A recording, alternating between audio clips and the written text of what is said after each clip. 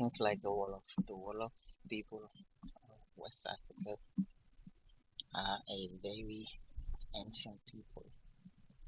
They migrated to what's now Senegal a long time ago during the reign of the third Ptolemy in Egypt. And their language is very rich and very self-conscious.